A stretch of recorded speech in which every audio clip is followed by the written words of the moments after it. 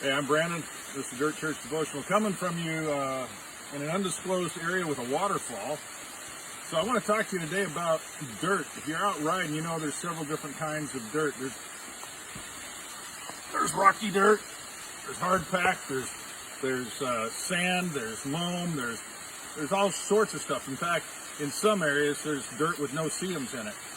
Jesus told a story about dirt a long time ago, but he wasn't talking about guys riding bikes. We can kind of figure this out. Jesus said that there was a guy that went out and he started scattering seed. He was a farmer and he started scattering seed, and some of the seed fell on hard pack.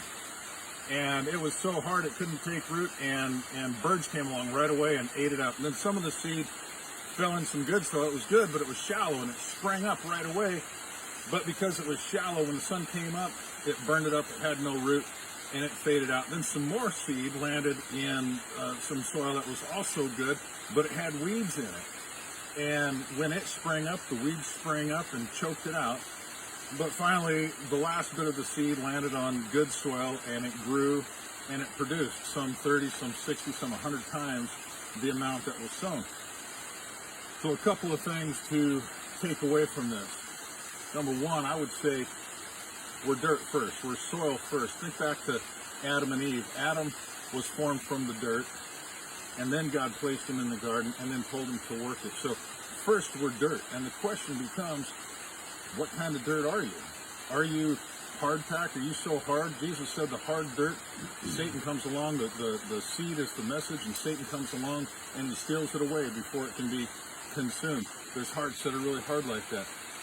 Are you the kind that's shallow, and when the sun comes up, which is necessary for growth, but it's hard on us, you get scared, you bail out, and you're done?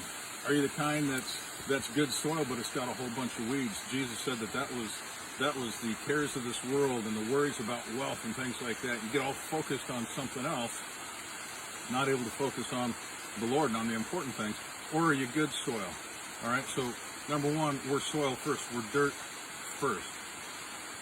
Number two, besides that, what kind of dirt are you? What did he say about the good soil? Good soil produces.